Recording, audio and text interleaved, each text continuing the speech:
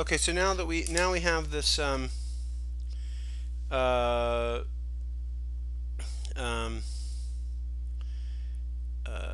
we've solved for the first few energy levels for the three-dimensional infinite square well when we assume the dimensions of the box to have these ratios: Lx equals 1, Ly equals 2, Lz equals 3.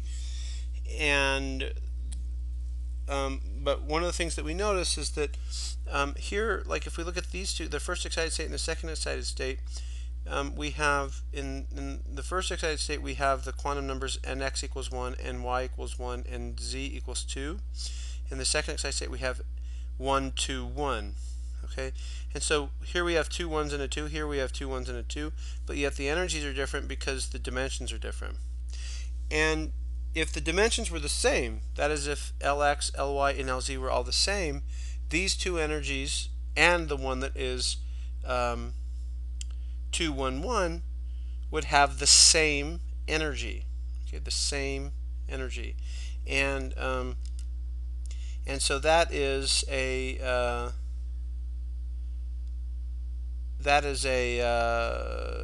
an important that concept is called degeneracy. Okay, so generally degeneracy is related to the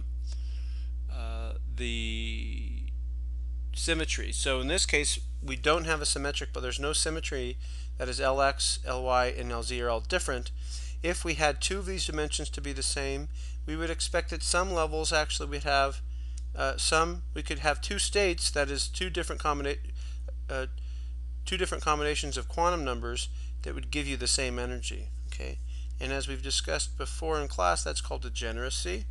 Okay, so degeneracy means that different states that have the same energy, and we designate the order of the degeneracy by how many states correspond to that particular energy. So a p-fold degeneracy corresponds to p states, that is a number p states that have the same energy.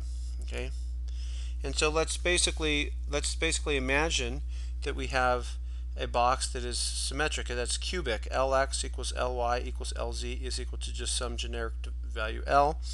And then we have the energies then correspond, in that case the eigenenergies correspond to nx squared plus ny squared plus nz squared times pi squared h bar squared over 2m L squared. So now the L squared comes out because it's common to all, and you get it looks like this.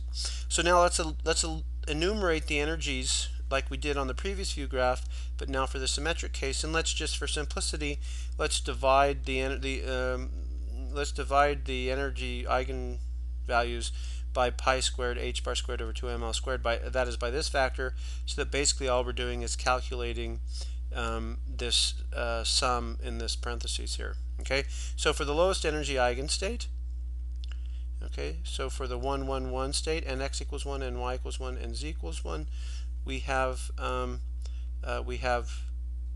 1 squared plus 1 squared plus 1 squared, so we have 3, and this is not degenerate. There's only one state with that energy.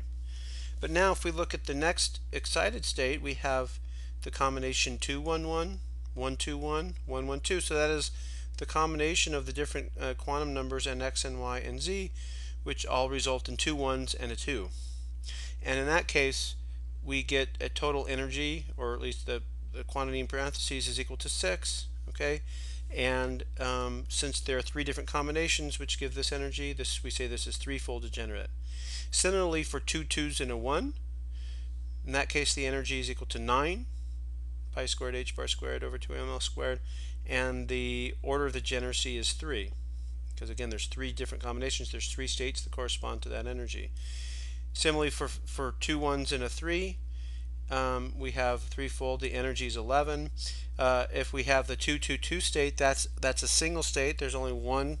Obviously, there's only one way to make this state, and the energy is 12, but it's not degenerate. Okay, and then again, just going up one more, we see that if we make the combination a 1, a 2, and a 3, we can make combinations in this way: 1, 2, 3, 4, 5, 6 different combinations. So 6-fold degenerate, and we get an energy that's equal to 14.